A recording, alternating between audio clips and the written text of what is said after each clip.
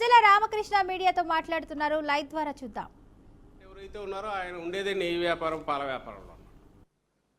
ఆయనకు తెలుసు దాని రుచి ఎట్లుంటుందో, దాన్ని ఏ రకంగా దాన్ని పిండొచ్చో, ఏ రకంగా ఏం చేయొచ్చు అనేది. సో ఇవన్నీ కలిపితే ఇది మామూలు స్కామ్ కాదు, చాలా పెద్ద స్కామ్. ఖచ్చితంగా దీన్ని ఫిర్యాదు చేసే విషయం కూడా ఆలోచిస్తాను.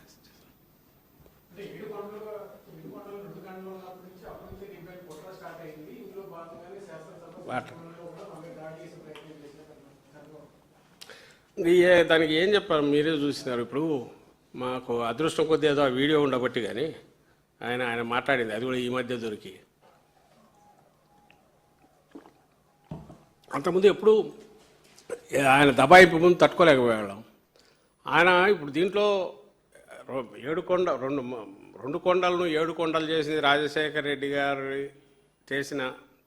తీసుకొచ్చిన 746 జీవో ఏదైతే ఉందో దానికి సంబంధించి నేనే చేశాను ఈయన అని ఒకటి ఏదన్నా చెప్తున్నా, లేక ఆయన చేయలేదన్నా అది ఒక ఆస్పెక్ట్ అయితే, దానికంటే ఘోరం ఏంటంటే 7 కొండలు ఉన్నవాటిని నేను 2 కొండలు చేస్తాను అని హామీ ఇవ్వడం. మళ్ళీ ఆ హామీ ఇచ్చింది బయటికి రావడం అనేది ఇంకా అంతకంటే తిరుగులేని సాక్ష్యం. అయినా సరే ఆయన దానికి రెస్పాండ్ కావట్లే. నువ్వు ఇక్కడ 2 కొండలు చేశారు, నేను చేశాను, నువ్వు చేయకపోగా రాజశేఖర రెడ్డి గారు చేసిన 7 కొండలను నేను మళ్ళీ 2 కొండలు చేస్తానన్నాడు ఈయన. రాజశేఖర రెడ్డి గారు చేసిన 747 జీవో ఏదైతే వేరే మత ప్రచారాలు జరగకుండా ఇచ్చిందో దాన్ని రద్దు చేస్తానన్నాడు. అయినా ఈరోజుకి అదే రిపీట్ చేస్తున్నాడు. బట్ ఎవ్రీబడి నోస్ ఆయన ఏదంటే ఎందుకు ఇప్పుడు ఆయన బిఆర్ నాయుడు అనే అంత బయటపడింది. Still he is continuing. ఇప్పుడు తప్పు బిఆర్ నాయుడుది కాదు, నేను ఆయన అన్నాను, చంద్రబాబు నాయుడుది అవుతుంది.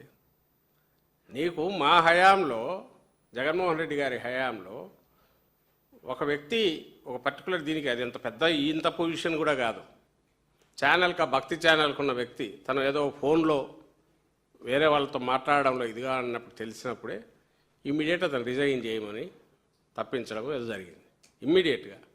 ఎందుకంటే ఒకటి ఆరోపణ వచ్చింది, అందులోనూ ఆ ప్లేస్ అక్కడ అస్సలు అలాంటి వాటికి అవకాశం ఉండకూడదు. ఇదే ఇంకో దగ్గర ఎక్కడన్నా అయితే బెనిఫిట్ ఆఫ్ డౌట్, అది ఏమన్నా మీ అన్నట్టు దాన్ని ఏమంటారు, ఎవడో మిమిక్రీ చేసినాడో, లేదా ఇంకోటి ఇట్లా ఫోటోలు అయితే మార్ఫింగ్ చేశారో ఏదో అనుకోవచ్చు.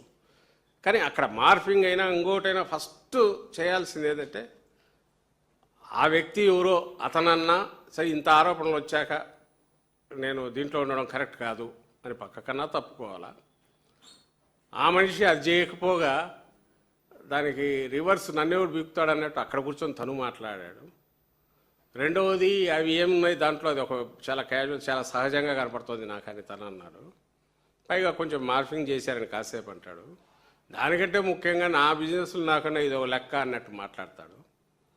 అంత అహంకారంతో తను మాట్లాడినా అసలు అంత పదవి రావడమే వాళ్ళు ఎలాంటి వాళ్ళైనా, ఇంక్లూడింగ్ ఈఓలు పోయిన వాళ్ళందరూ కూడా ఆ పదవుల్లోకి రాగానే ఈఓ అయినా చైర్మన్ అయినా వాళ్ళ మాట ప్రతిదీ దాన్ని ఏమంటాం, పరిశుద్ధంగా ఉండాలా, ఎలాంటి ఇది ఉండకూడదు, నిష్టతో ఉండాలా అని అంతగా అనుకునేది.